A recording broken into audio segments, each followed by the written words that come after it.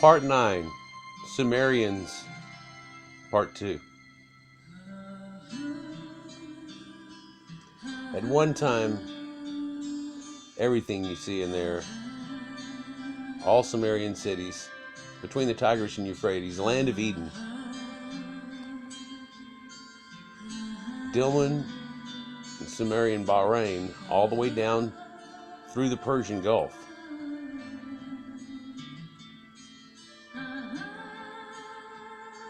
And the 4 rivers that meet there show a people that started civilization, that brought forth the wheel, beasts of burden, agriculture, a way of living that was no longer hunter-gatherers, a way of living that brought civilization to all of humanity, changed the face of history itself. And now we find it happened thousands of years before. This is almost a Queen Punabi. I think there's a picture of her later. But these are depictions of your ancient Sumerians and how they roll out sealed discs. Another strange thing about them is they invent boats, but their first boats already have a sail attached to them. The first ones that we find have a sail attached. The first wheel we find is attached to another axle, which is attached to a cart, which is attached to a yoke that is being pulled by a beast of burden. They have advanced mathematics. And if you look up one of my videos on Sumerian trigonometry, you'll find out now they finally deciphered one of these ancient tablets to show a better, easier, and more correct way of doing trigonometry. This should be Ishtar, and see how she's covered with feathers. The feather depiction here, and how they had feathered wings for her also, and you see a lot of the depictions of the ancient Sumerian gods with their wings of feathers. And the story of that, and the story in Gilgamesh, where he turns into a bird and his arms become wings and he flies away, is said to be the origin of the idea of angels. And all of these heads that they find are all through those Sumerian cities that you saw in the red dots. And indeed, ancient Egypt has exactly the same statue with the arms broke off that looks just like that, back dating to the time of King Narmer in pre-dynastic times. And indeed with blue inlaid eyes, and most of these do have blue inlaid eyes, or they've been gouged out. They would use lapis lazuli. It's a bluish stone that whenever it's wet is just really like an ocean Bahama blue. And there's forms of it that are sky blue, some that are sky green, and some that are darker like these, which are said to be temple figurines or wall hangings, much like the theater hangings where you have a happy and a sad face that go on. But look at these people here and how Greek and Romanesque they actually look. Sharp features, thin lips, pointed noses, arching, larger noses. Quite a few of them very Romanesque. Other ones more small like this. Said to be the god Enlil himself. You look at some of these carvings, and you can only see Caucasian features in them. Very few would contain anything that you would say would look sub-Saharan, African, or Negroid in their view and looks. Even ones that are done in black and white and with stylized hair that is long and curly are ones like these that are totally bald. You can't quite see the effect in. Here's Gudea.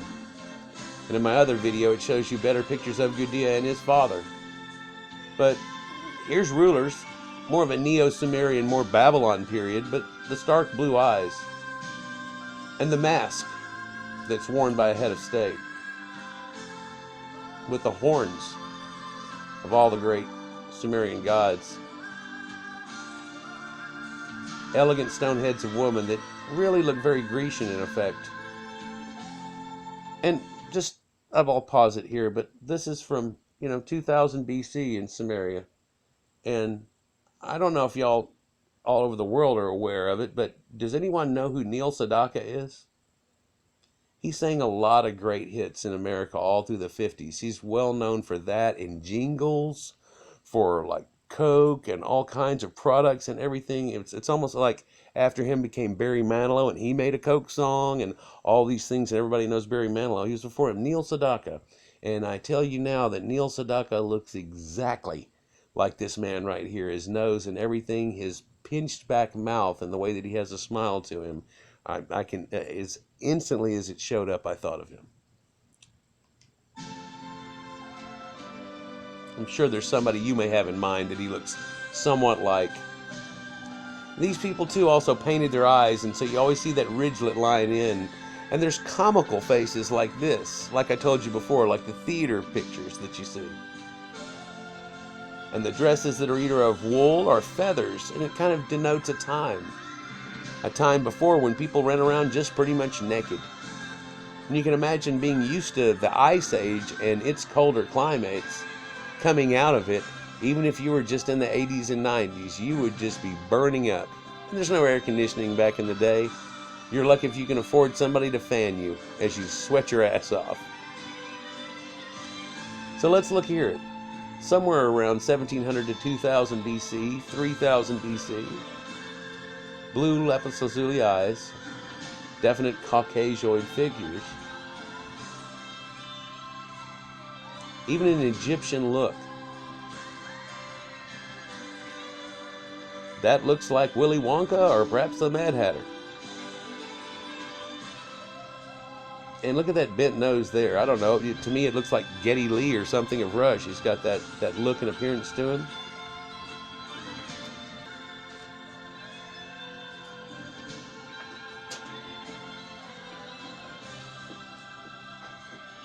A lot of later depictions show a lot of Persian looks in them. Here's Goddess Inanna holding a vase from Mari. And again, priests.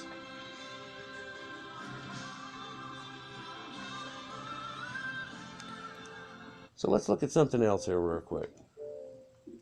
Let's hear the Epic of Gilgamesh, actually done in ancient Sumerian.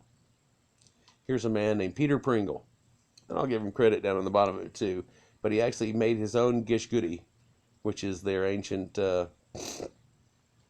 guitar, and he's going to play the Epic of Gilgamesh and how it would sound when you were sitting in a temple or out in a courtyard, perhaps listening to this in 6000 BC of a story of a time before time.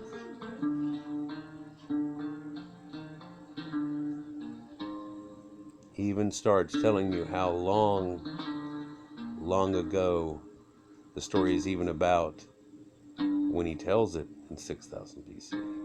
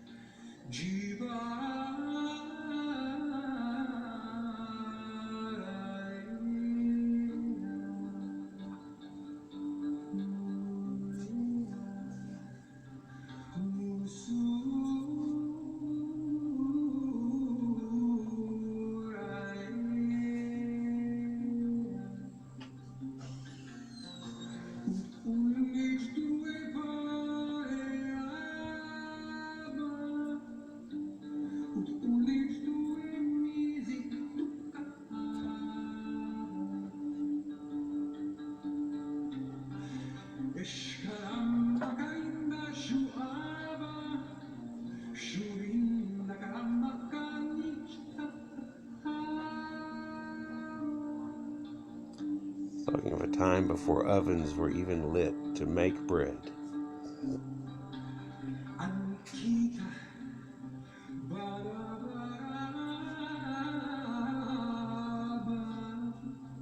hunting.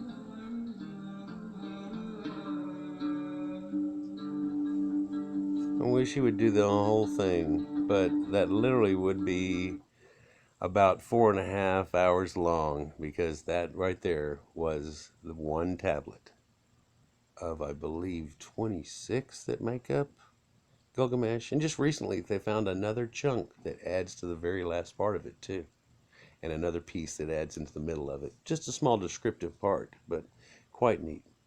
Anyhow, like and subscribe. Enjoy. Peace.